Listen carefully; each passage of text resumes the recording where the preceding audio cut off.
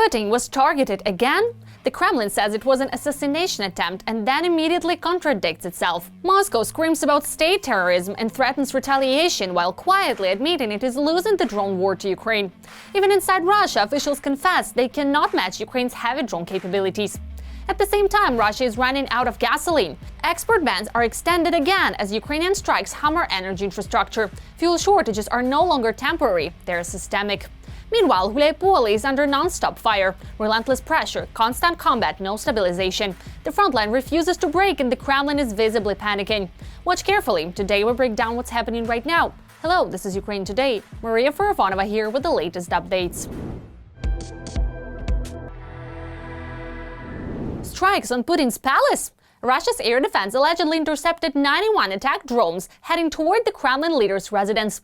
This was stated by Russian Foreign Minister Sergei Lavrov, who threatened a response. Russia's negotiating position will be revised, taking into account the Kiev regime's final transition to a policy of state terrorism. The targets and timing of Russia's retaliatory strike following the attack on Putin's state residence have been determined. At the same time, Lavrov said that Russia has no intention of withdrawing from the negotiation process. In addition, Putin's advisor Yuri Ushakov reported that the Russian dictator allegedly raised the issue of the attack during a conversation with U.S. President Donald Trump. According to him, Trump allegedly promised afterward to change his approach to communicating with Ukrainian President Volodymyr Zelensky. Ukrainian President Volodymyr Zelensky called the Russian side's statement yet another lie and warned that they could be preparation for new strikes against Ukraine, including Kyiv. According to him, Moscow is looking for a pretext to attack government buildings in an attempt to derail Ukraine's diplomatic efforts together with its partners. This is a fake story that Russia needs to justify further attacks and to avoid taking real steps toward ending the war. The president also emphasized that unlike Russia, Ukraine is not taking actions that could weaken diplomacy. A typical Russian tactic of lies. Moreover, they have already struck Kiev, including the building of the Cabinet of Ministers of Ukraine. Ukraine does not take steps that could undermine diplomacy. Russia always does. That is one of the many things that distinguishes us. It is also noteworthy that significant inconsistencies have been recorded in statements by Russian officials. In particular, Russia's Ministry of Defense reported that 89 drones were shot down over various regions of Russia. At the same time, Lavrov claimed that as many as 91 drones were allegedly flying specifically toward Putin's residence in the Novgorod region. Or could the Kremlin be so rattled by the successful US-Ukraine talks? New Year's gifts for the occupiers. Magyar's birds have delivered a serious blow to the special forces of Russia's main intelligence directorate. More than 120 special forces of the 14th Special Forces Brigade of the GRU of the Russian Federation were eliminated, dismembered, as a result of the planned and carried out operation on the night of December 26th. By the birds of the 1st Special Forces Center of the SBS, together with the SSO in the Berdyansk region, TOT, Donetsk region, according to confirmed operational information. It was a reconnaissance and strike operation targeting the occupiers' command post and troop deployment sites 51 KIA, 74 WIA.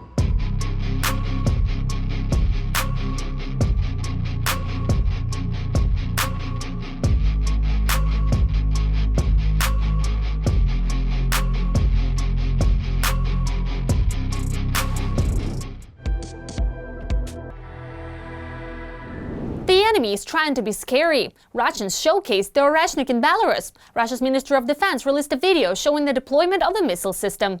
The Russian Defense Ministry said that all conditions had been created in advance in Belarus for combat duty and for the accommodation of Russian service members, and that unit personnel are mastering new combat patrol areas.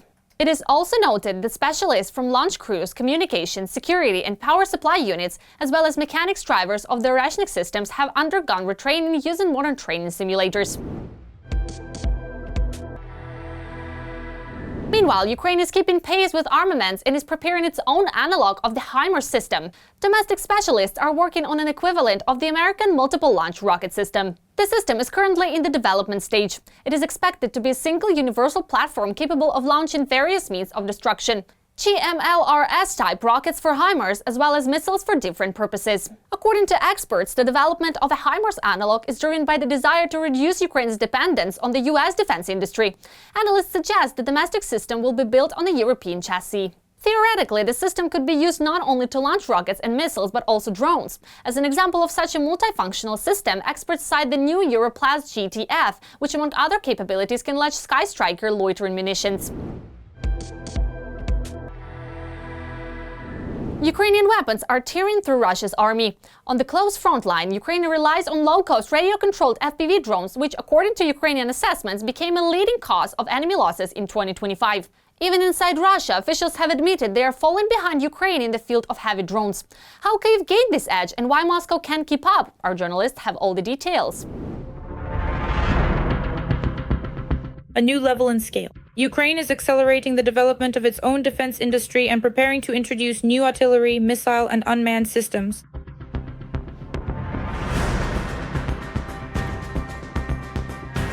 More than 50% of the weaponry in the Ukrainian army is domestically produced, which not only allows them to destroy the enemy on the front lines, but also to strike deep into Russia. Today, Ukraine is one of the leaders, and I would even say a trendsetter, in the production of long-range drones, ballistic weapons, cruise missiles, and unmanned drones. Well, in some respects, I am, of course, getting ahead of myself, but we can already say that Ukraine has managed not only to scale up its program for the use of aerial strike drones to the level of systematic operations against the rear of the Russian Federation, but also to deploy unmanned boats and maritime drones in the Black Sea, which has completely blocked the Black Sea for the Russian occupiers. The armed forces of Ukraine are successfully attacking military targets in the Russian Federation. Ukrainian drones have delivered a historic blow to Russia's oil industry, paralyzing 38% of its refineries and creating an unprecedented crisis in the fuel market.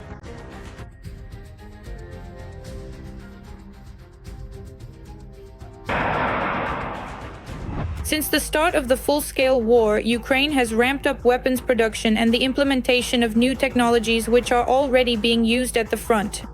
The armed forces of Ukraine have begun using domestically produced Sapsan ballistic missiles to strike the enemy.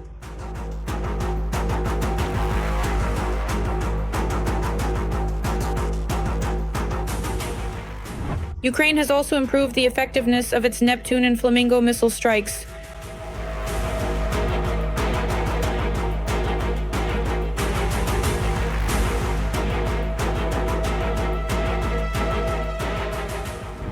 More than 500 Ukrainian companies are involved in the development and production of UAVs.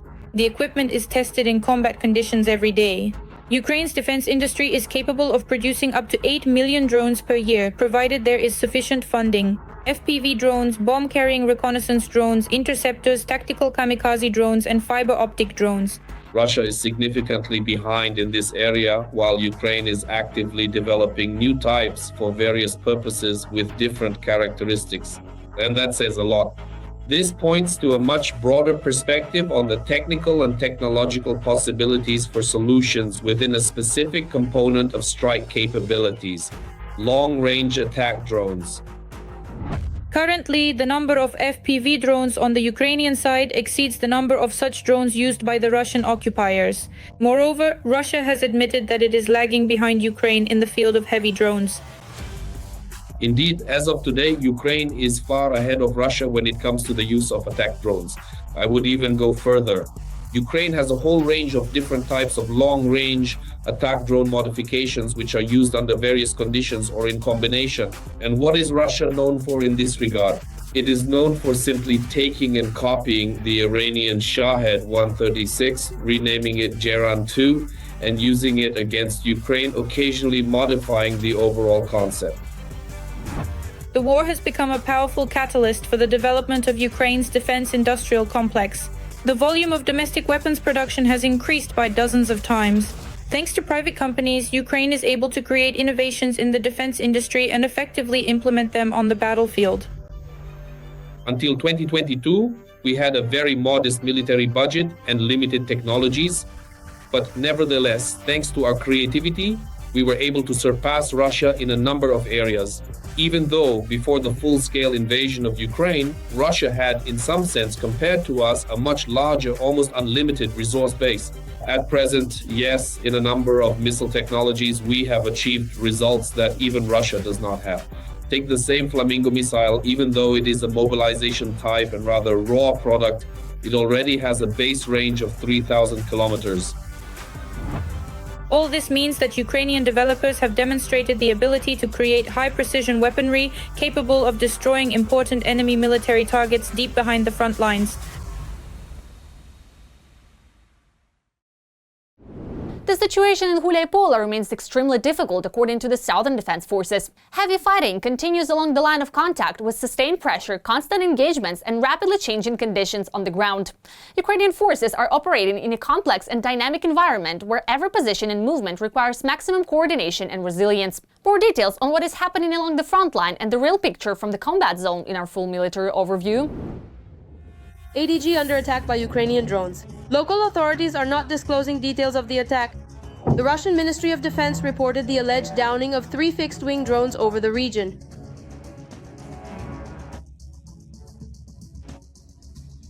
According to videos published on Telegram channels, the Kanskoye military airfield was hit. This is in fact a continuation of those strikes.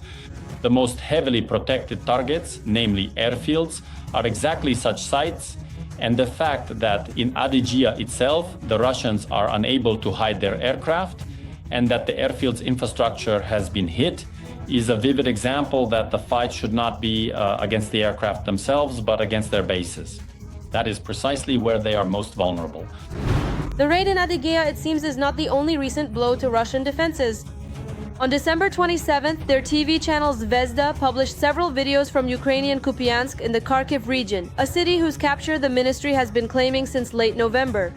The footage was supposed to confirm Russian control over the city, but in one of the videos, a group of Russian soldiers is actually seen retreating. And this was noticed. Z military correspondence. This is pressure on our European partners, on the Americans, and also on us, the citizens of Ukraine, to make it seem like things are really bad over there. And a parallel idea is being pushed that our government is hiding something from us. There are ways to counter drones, or just snow-air defense, as our defenders called this video. In it, the occupier, spoiler alert, unsuccessfully tries to shoot down a Ukrainian FPV drone. But in the end, this FPV drone takes down the occupier for good. According to the Southern Defense Forces, part of Huliaipole in the Zaporizhzhia region is under the control of the occupiers. It is noted that the situation is difficult. Fierce fighting continues there. And this direction is important because it leads towards Zaporizhzhia, the regional center. The Russian forces have made several persistent attempts. Throughout the course of this entire year, they repeatedly tried to break through toward the city of Zaporizhzhia from the south, but there they encountered our extremely well-fortified and resilient defensive line. And in fact, by strategically expanding and developing their operation from the east in the Donetsk region, they successfully concentrated and gathered a substantial and sufficient number of military forces, and thus they began advancing not from the south anymore, but from the east. Putin is not aware of what is happening at the front. Moreover, his own generals are deceiving him, according to concerned propagandists. And the man has absolutely no idea what's going on at the front ever since the very beginning of the so-called special military operation. In fact, that's why, according to your insiders, Putin spouts all the nonsense that he does. Basically, the general staff is handling things, the general staff is in charge, and now he's started to get involved in matters that, accordingly, do not reflect reality, including regarding... Putin is a professional KGB officer, a man who receives extensive information from a wide variety of different sources, including, let's say, from semi-official sources, that is not only, well, not just official secrets, so to speak, not only from the generals. And to think that Putin is so stupid and doesn't understand what's going on, that some generals are feeding him nonsense. And that's why he also spouts nonsense. It's all a planned, clearly orchestrated action. Well, while Putin's Russian army is disgracing itself, the Ukrainian army is destroying the enemy. For example, here are some shots from the Serebryansky forest, which is located in the Lyman direction of the front. In these shots, Ukrainian FPV drones are destroying the enemy completely and irreversibly. Russia has once again extended its ban on gasoline exports, and Ukrainian drones are a key reason why. Strikes on Russian energy infrastructure have intensified, fueling turmoil on the domestic fuel market and turning shortages into a systemic problem. These attacks are no longer isolated, they have become part of the deliberate strategy. In the United States, this approach is increasingly viewed as justified pressure on Russia's war machine. Why Washington approves of these strikes and what lies ahead of the so-called gas station country that is running out of gasoline, we break it down in our report. For the third time now, the Russian government has extended the ban on gasoline exports in the country. And it's all thanks to the precise strikes by Ukrainian drones.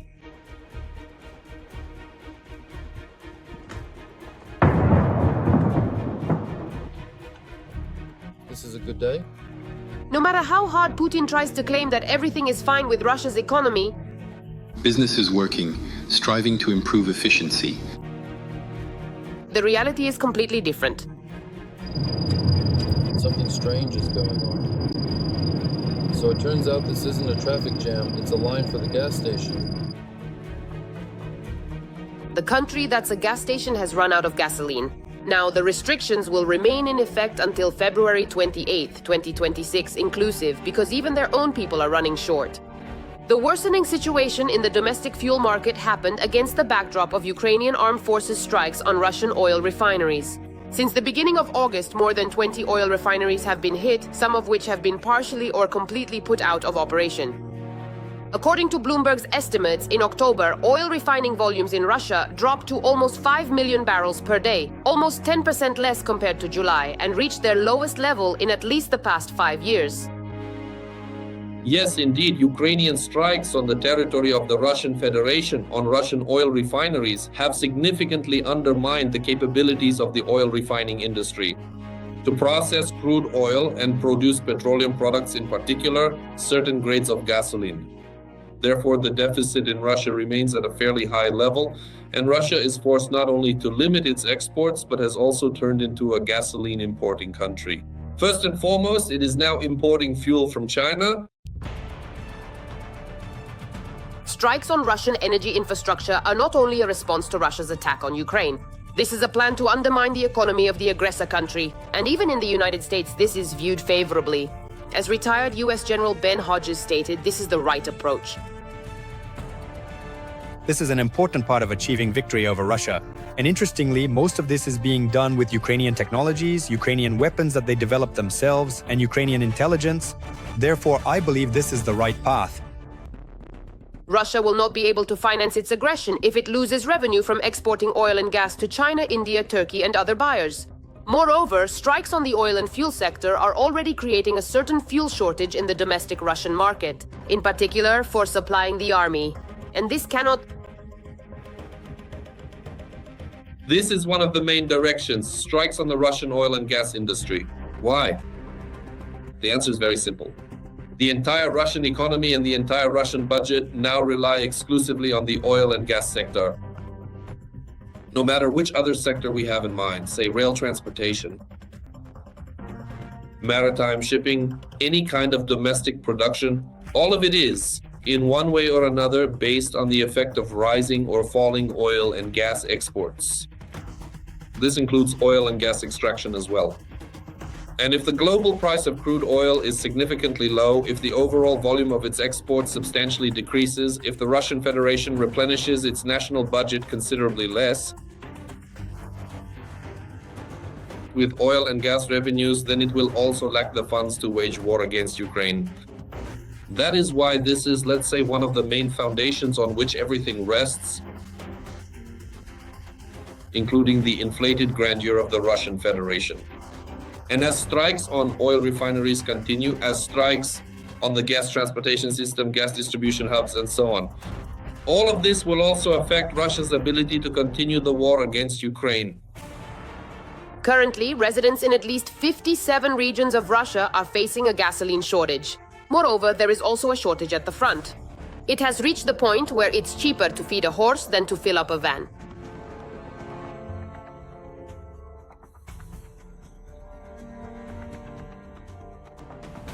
This strategy by Ukraine has been successful. There is already a shortage, and it may only get worse in the future. After all, Ukrainian sanctions, which reach various parts of Russia, are much more effective. Yes, of course, Ukraine will continue the practice of striking oil refineries. This will continue. And I think that the main task for Ukrainian forces right now, practically for all of Ukraine's defense forces, is to render almost all oil refineries in the European part of Russia inoperable and non-functional. In other words, so that the European part of Russia doesn't process oil at all. And by the way, these are the most modern refineries. Those located deeper within Russian territory in the rear, like Siberia, the central region, and so on up to the Far East, are oil refineries that mostly still operate on Soviet-era technologies. But in the European part of the Russian Federation, these are more modern facilities, and losing them is the most painful and, I would even say, catastrophic, compared to what Russia will have left outside the European belt. As a result of the strikes, the Russian government has already given up. It has stopped exporting petroleum products, increased gasoline purchases from Belarus, and begun importing fuel from China and other Asian countries. The International Energy Agency previously predicted that the reduction in oil refining volumes due to Ukrainian strikes would persist at least until the middle of 2026, and possibly even longer. After all, the Ukrainian defense industry continues to develop, and Putin is not stopping the war. That's all for now. Stay with us to be the first to know what's happening right now. Don't forget to subscribe and hit the like button. See you soon.